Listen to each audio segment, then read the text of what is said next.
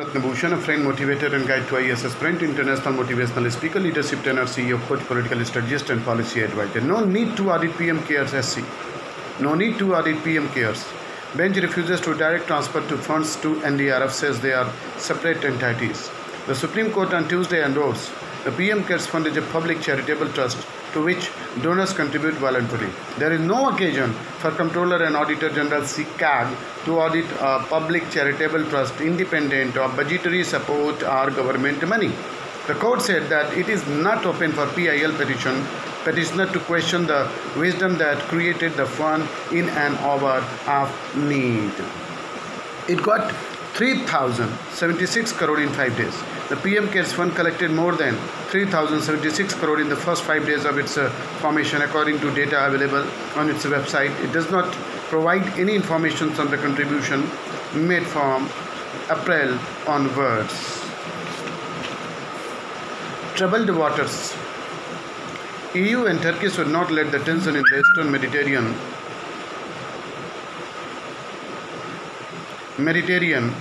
led to open conflict. Tension in the Eastern Mediterranean soared last week, with Turkey sending an exploration vessel accompanied by a navy fleet to the disputed waters and France dispatching warship to assist Greece. The trigger for the recent hostility between Turkey and the Greece, which have historically shared troublesome relations, has been the discovery of gas in the Mediterranean waters. The EU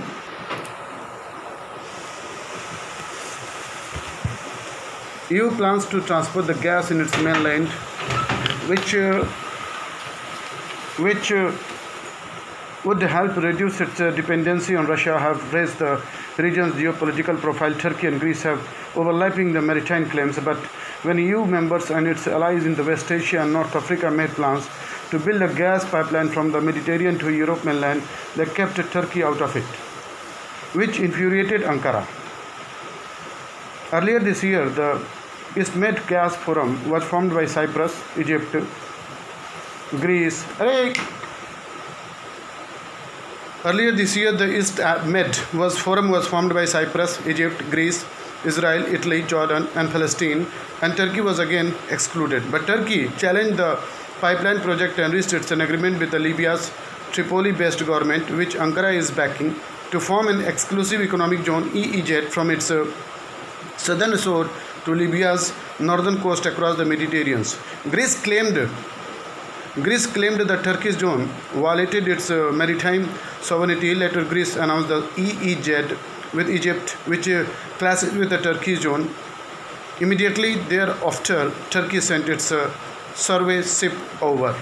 The highly complicated issue now is the potential to evolve Europe, West Asia, and North Africa.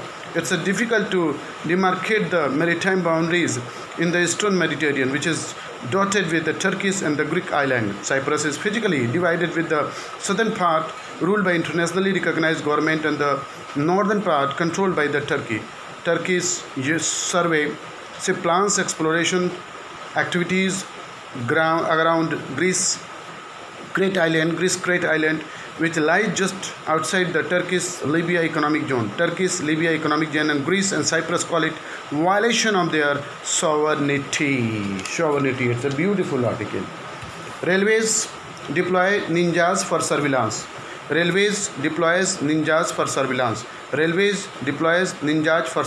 Drones to which watch over stations and tracks. The railway on Tuesday said it was introduced a drone-based surveillance system to enhance security at railway station tracks and workshops.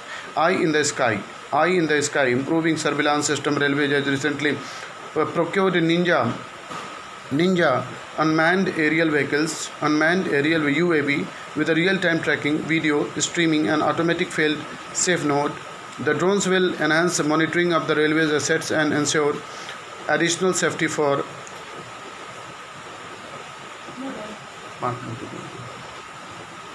passengers. Railways Minister, an official statement said that the Railway Protection Force (RPF) had planned extensive use of drones for security purpose and had so far procured 9 drones at a cost of 31.87 lakh at Southeastern Railway, Central Railway, Modern Coaching Factory, Raebareli, and Southern Western Railway.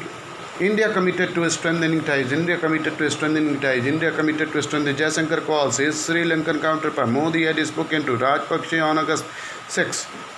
Continuing New Delhi's high-level outreach with the newly elected government in Colombo, Minister of External Affairs Jaishankar on Tuesday called his Sri Lankan counterpart Dinesh Gunawardene and underscored India's commitment to taking bilateral ties to greater heights. Mr. Gunawardene, who served as the foreign minister in the caretaker government under President Gotabaya Rajpaksa, was reappointed to the post following the August 5th parliamentary polls in which Rajpaksa's ruling party secured on the impressive two-thirds majority. Congratulated Mr. Gunawardene. Mr. Jaishankar reiterated India's earlier message that the strong mandate would play a key role in strengthening bilateral relations. Emphatic victory. Mr. Jaishankar call follows Prime Minister Narendra Modi earlier called to Prime Minister Mahinda Rajapaksa on August 6, when his party's big win seemed certain, although the Elections Commission declared the officials the final result by the following day. Indian High Commissioner to Sri Lanka Gopal Bagle has called on Mr. Mahinda Rajapaksa on the eve of the swearing ceremony and congratulated him on the emphatic victory, aiming to decolonize through colonial logic. The Committee for Reforms in the Criminal Law locks subjugated groups out of its consultation process.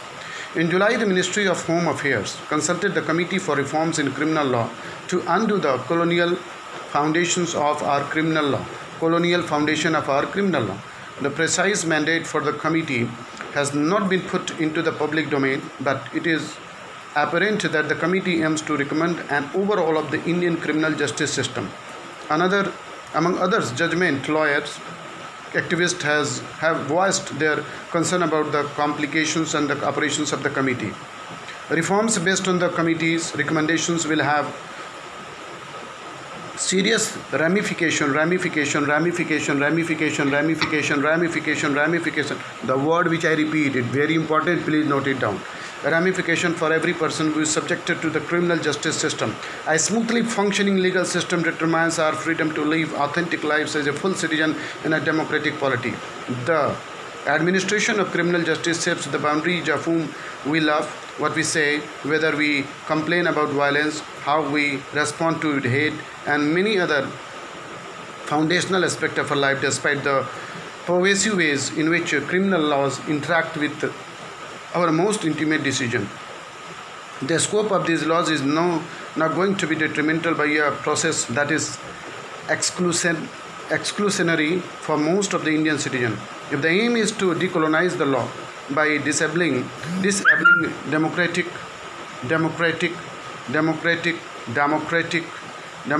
deliberations, the committee has set itself up a failure from its very inception.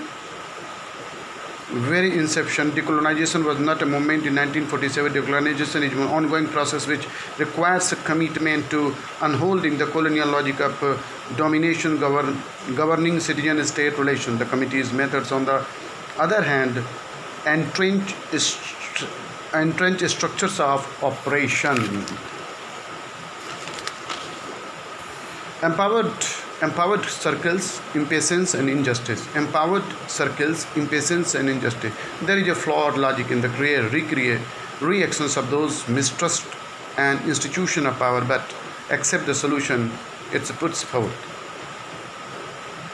The weirdest thing about the mainstream Indians of today is that often